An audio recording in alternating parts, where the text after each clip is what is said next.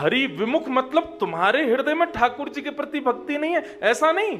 ठाकुर जी भी तुमसे प्रेम नहीं करते, तुम ठाकुर जी हरिप्रिय भी नहीं हो, यह बात कही जा सकती है।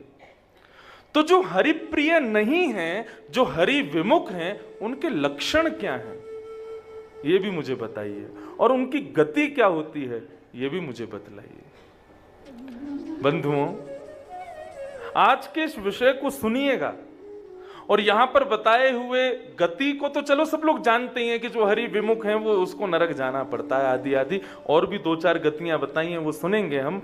लेकिन जो लक्षण यहां बताए जा रहे हैं ना, आज तक अगर इनमें से एक भी लक्षण था तो क्षमा हो गई, लेकिन यदि अब ये लक्षण आगे रहे तो सोच लेना कि ठाकुर जी आपसे प्रेम नहीं करते, आप ठाकुर जी के प्रिय नहीं हो। इसलिए इस विषय को बहुत ध्यान से सुनना।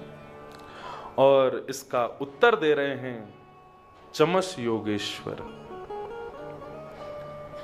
और वे कहते हैं, राजन तुमने जो प्रश्न किया है, हरि विमुख लोगों की गति क्या है?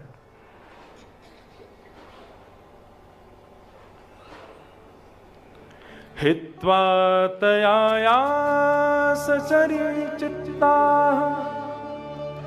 गृहापत्य सुहेक्ष्यः तमो विचिन्त्य वासुदेव पराङ्मुख।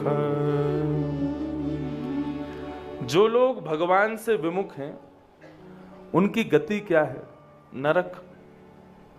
कितने अभागे हैं वो लोग जो मानव देह प्राप्त करने के बाद भी ठाकुर जी के शरणागत नहीं होते। शरीरम स्वरूपम तथा वा कलत्वम रतश्चारु रुचिरम धनम मेरु तुल्यम मनश्रेण लग्नम कृष्ण पादारविंदम ततः किम ततः किम ततः किम ततः किम। शरीर मिला है लेकिन उस शरीर से कभी ठाकुर जी की सेवा नहीं की। स्वरूप मिला है, रूप का मतलब एक प्रकार से गुण समझ लो, तुम्हें ठाकुर जी ने गुण प्रदान किए लेकिन उस गुण से कभी ठाकुर जी को सेवा अर्पित नहीं की।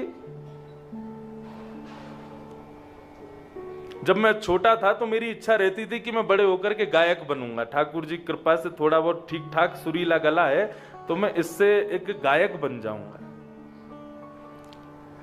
लेकिन आज इस व्यासपीठ पर यदि बैठा हूं तो इसमें हमारे पूज्य नाना जी पंडित श्री कृष्णलाल शास्त्री जी, उनका बीच बीच में स्मरण करता हूं मैं कथा में। वो क्या बोले, लाला गा के कितने ने रिझावेगो, ज्यादा से ज्यादा 1,00,000 2,00,000 लोग रिझ जाएंगे, लेकिन कल को तोते बढ़िया गावे वारो आगो, फिर कहां जाएगो। और ये तो नियम है, कोई अच्छा आता है तो पुराने को जाना पड़ता है। लेकिन उनकी एक बात बड़ी भाई, वो बोले अपने गुण से संसारियों को मत रिझाओ, अपने गुण से श्री राधा रमण को रिझाओ। यदि वे रीझ गए तो संसारी अपने आप रीझ जाएंगे। संसारियों को क्या रिझाना। तो पे यदि गावे को गुण है, तो पे स्वर यदि है तो वह स्वर से ठाकुर जी को प्रसन्न करो। अष्ट सखाओं के जो 8 सखा हैं ठाकुर जी के, वहां पर ऐसा भाव प्रस्तुत करते हैं श्रीमद् वल्लभाचार्य जी महाराज के ठाकुर जी की प्राप्ति में जप तप नियम आसन ये सब बहुत जरूरी है, लेकिन उनमें एक बहुत विशेष एक और गुण है, क्या? स्वर। व्यक्ति जप से तप से आदि आदि श्रेणियों से ठाकुर जी को बहुत जल्दी प्रसन्न कर सकता है, लेकिन यदि उसके पास स्वर गुण है तो वो स्वर गुण से और तीव्रता से प्रसन्न कर सकता है। विराज भाव से श्रवण करो। स्वर से ठाकुर जी शीघ्र प्रसन्न होते हैं। यदि स्वर अच्छा है तो उससे ठाकुर जी को रिझाओ।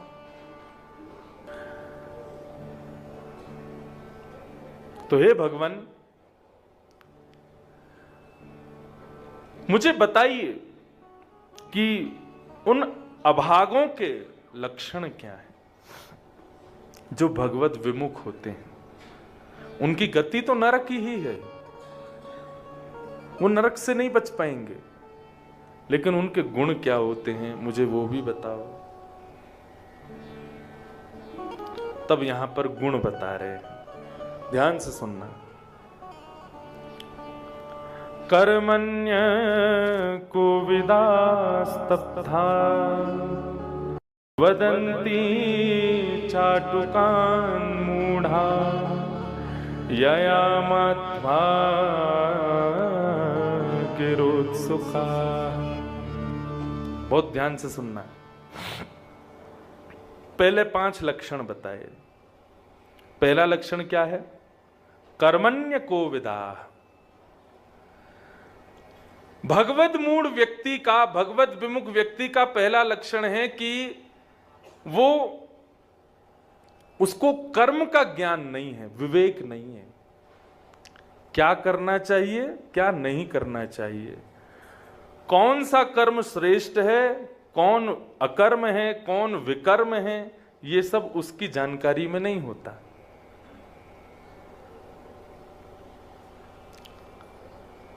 पधारे जय हो।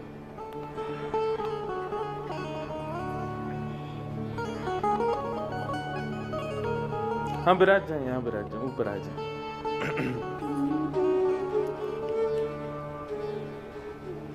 कर्मण्य को विदा।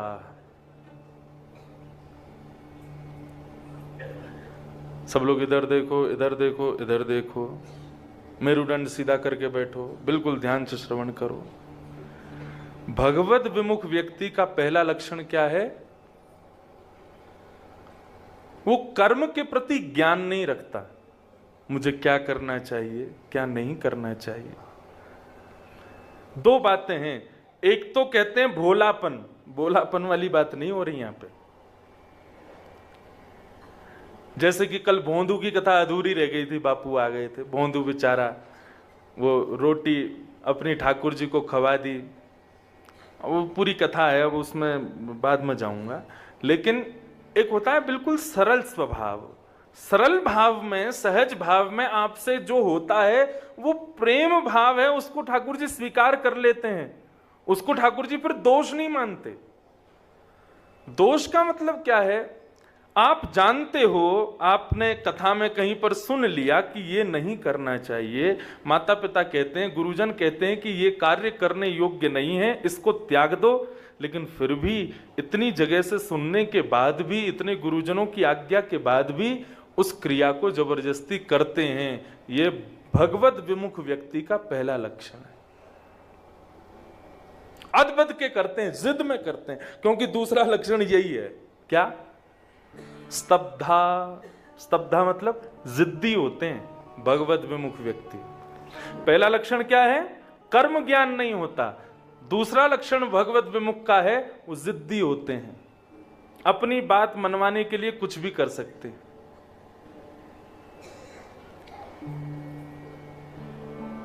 जिद्दी स्वभाव के होते हैं।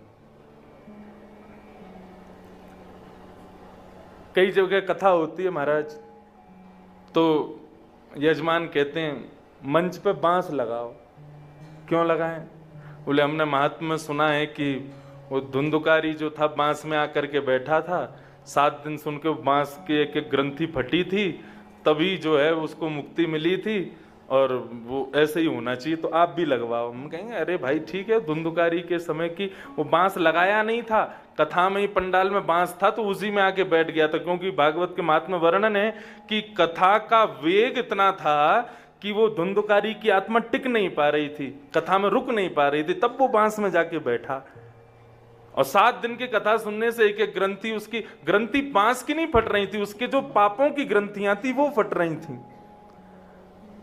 अरे महाराज आप तो यूं कह रहे हो, पिछले व्यास आए थे उन्होंने तो लगवाया था, और जिद करके महाराज बांस लगवा ही लिया।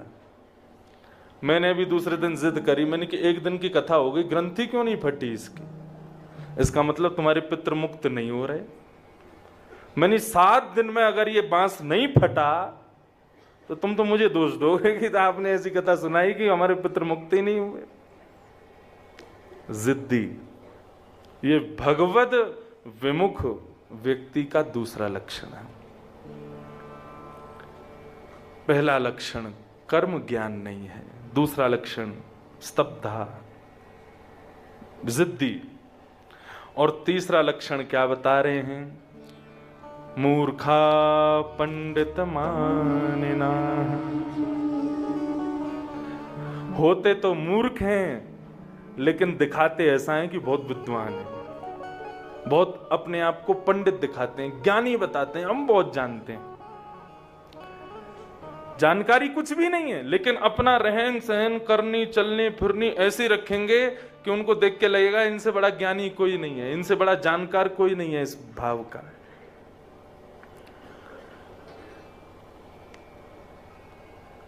इस प्रकार ये तीसरा लक्षण है भगवत विमुख व्यक्ति का। चौथा लक्षण क्या है? वदंती चाटुकान मूढ़ा।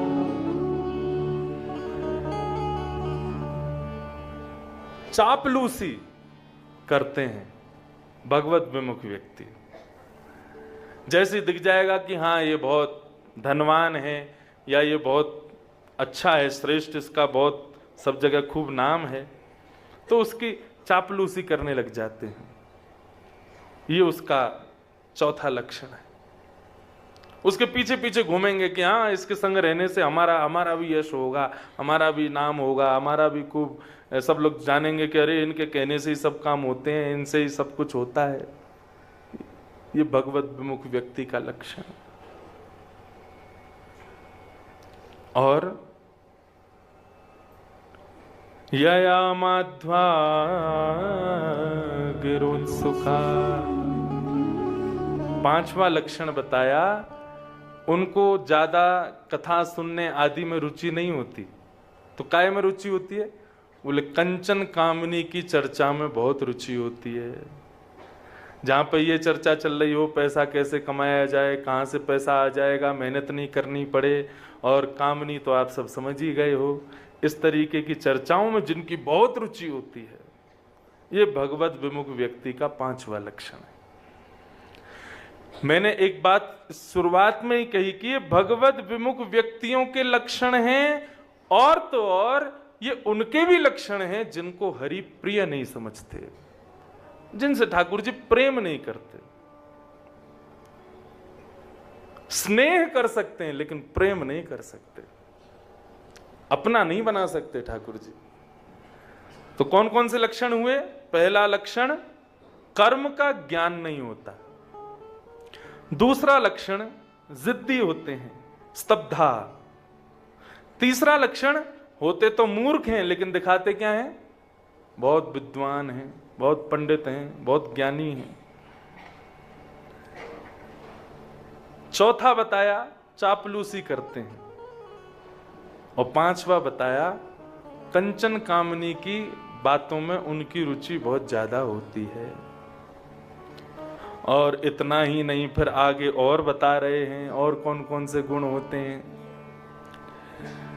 रजसा घोर संकल्पा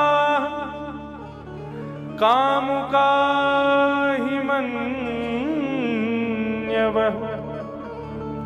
दंभिका मानिनी पापा विहसन्त्यच्युत प्रिया। रजसा घोर संकल्पा, रजोगुण प्रवृत्ति होने के कारण भयंकर डरावने संकल्प लेते हैं भगवत विमुख व्यक्ति। कैसे संकल्प लेते हैं? अभी जाता हूं, क्या करेगा? बोले कि उसने जो है मेरे भाई को गाली दी, तू क्या करेगा? बोले मैं जाके उसका सर धड़ से अलग कर दूंगा। लगी शर्त, बोले शर्त लग 500 की, उसका गला काट के आऊंगा, उसको बीच रास्ते में थप्पड़ मार के आऊंगा, उसको ऐसा कर दूंगा वैसा कर दूंगा। ऐसे डरावने संकल्प लेते हैं भगवत विमुख व्यक्ति। तू जानता नहीं है अभी मुझे कौन हूं मैं, पूछ लियो यहां किसी से भी कि मैं कौन हूं, मेरा नाम क्या है। इस प्रकार से डरावने डरावनी बातें करते हैं, संकल्प करते हैं अपनी रजसा प्रवृत्ति होने के कारण। ये भगवत विमुख व्यक्ति का लक्षण है।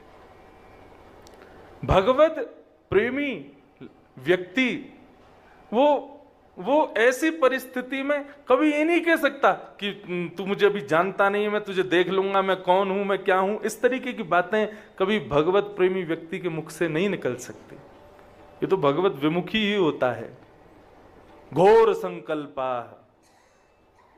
भयंकर घनघोर डरावने संकल्प लेता है, ऐसा कर दूंगा, ये कर दूंगा, होता कुछ नहीं है उससे। एक व्यक्ति बैठे थे, 4-5 लोग, तो एक कह रहा, बोले मैंने जो है एक आदमी को इतना मारा, वो बोला एक मैंने इसको इतना मारा। एक दूसरे की सुन सुन करके कह रहे थे जिसने ज्यादा लोगों को मारा होगा वो ज्यादा श्रेष्ठ। एक बोला वो तुमने तो केवल मारा, मैंने तो इतने लोगों को जान से खत्म कर दिया। कितने? बोले 15-16। बोले 15-16 लोगों को जान से मार दिया? बोले हाँ बिल्कुल खत्म। बोले तू अभी तक फिर जिंदा क्यों, तू अभी तक जेल क्यों नहीं गया? बोले 15-16 मच्छर मारे थे मैंने, आदमी नहीं मारे थे। घोर संकल्पा, ये भगवत विमुख व्यक्ति का लक्षण है। काम का सदैव जिनके हृदय में केवल और केवल काम वासना ही विद्यमान रहती हैं, उठते बैठते जागते सोते हंसते खाते पीते हर स्थिति में कभी भी इस स्थिति से जो दूर नहीं होते हैं, ये भगवत विमुख व्यक्ति का लक्षण है। और अहिमन्यवाह, सर्प के समान क्रोधी होते हैं भगवत विमुख लोग। सर्प का क्रोध कैसा होता है? उसके ऊपर किसी ने यदि पांव रख दिया तो वो ये विचार नहीं करेगा कौन है, तुरंत तत्क्षण डस देगा, इतना क्रोधी होता है सर्प। ऐसे ही भगवत विमुख व्यक्ति उस सर्प के समान क्रोधी होते हैं।